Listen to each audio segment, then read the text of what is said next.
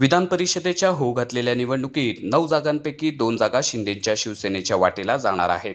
तर यासाठी पक्षात इच्छुकांची मोठी रांग लागल्याचं पाहायला मिळतंय. तर अकोल्यातील शिंदे यांच्या शिवसेनेचे नेते आणि राज्य समन्वयक रामेश्वर पवळ यांनी उपमुख्यमंत्री एकनाथ शिंदे यांच्याकडे विधान परिषदेवर संधी देण्याची मागणी केली आहे. त्यांनी या संदर्भात उपमुख्यमंत्री एकनाथ शिंदे यांना दिलेल्या पत्रात त्यांनी पक्षासाठी केलेल्या कामाचा सविस्तर आढावा सुद्धा मांडला आहे. पवार यांनी राज्य समन्वयक म्हणून आणि मराठवाड्यात हजारो कार्यकर्ते शिवसेनेत जोडल्याचा दावा केलाय. तसेच बुलढाणा लोकसभा निवडणुकीदरम्यान पक्षाने दिलेली जबाबदारी यशस्वीपणे पार पाडल्याचेही त्यांनी नमूद केले आहे. विधानसभेवेळी बाळापुरातून उमेदवारी न मिळाल्याची खंत व्यक्त करतानाच आता पक्षाने न्याय देण्याची मागणी त्यांनी केली आहे. ओबीसी आणि बंजारी समाजाचे प्रतिनिधित्व म्हणून संधी दिल्यास सकारात्मक संदेश जाईल, असेही पवार यांनी पत्रात म्हटलं आहे.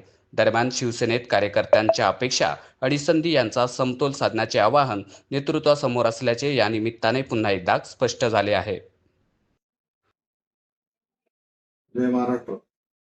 मी रामेश्वर पवळ, शिवसेनेचा महाराष्ट्र राज्य समन्वयक.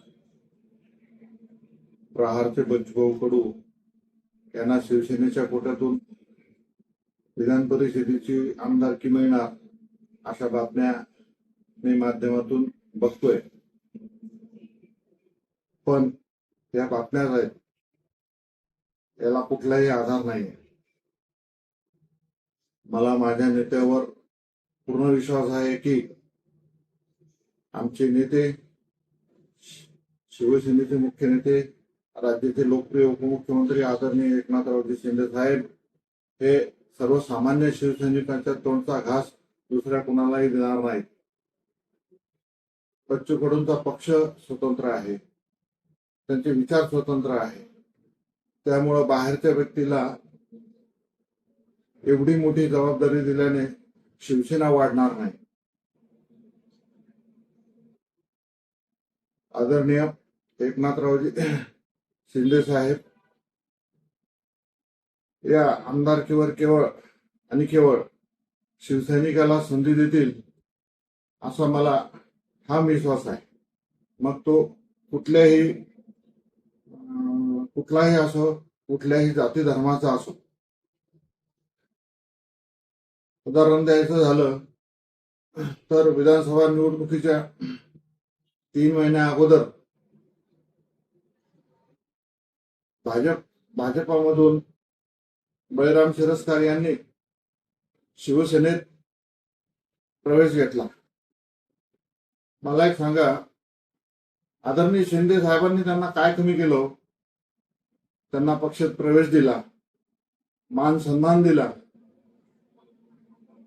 विधानसभेची उमेदवारी दिली, जी की एका शिवसैनिकाच्या तोंडचा घास काढून त्यांना दिला. पण ते अकार्यक्षम असल्यामुळं 3ऱ्या नंबरवर फेकल्या गेले. ठीक आहे, जय पराजय होत असतो, परंतु निष्ठा ही कायम असली पाहिजे. एवढ्या मोठ्या नेत्याने जर आपल्याला दुसऱ्या पक्षात येऊन 2-3 महिन्यात जर उमेदवारी दिली तर अशा नेत्याला आयुष्यभर विसरलं नाही पाहिजे. परंतु हे शिरस्कार महाशय 2च महिन्याने पुन्हा पक्ष सोडून गेले. तर असा अत्यंत वाईट अनुभव आम्हाला कार्यकर्त्यांना आलेला आहे. म्हणून आमचे नेते आदरणीय एकनाथरावजी शिंदे साहेब यांना माझी हात जोडून विनंती आहे की साहेब, आपण पक्षाच्याच कार्यकर्त्याला उमेदवारी द्यावी, जेणेकरून पक्षवाढीस मदत होईल. धन्यवाद.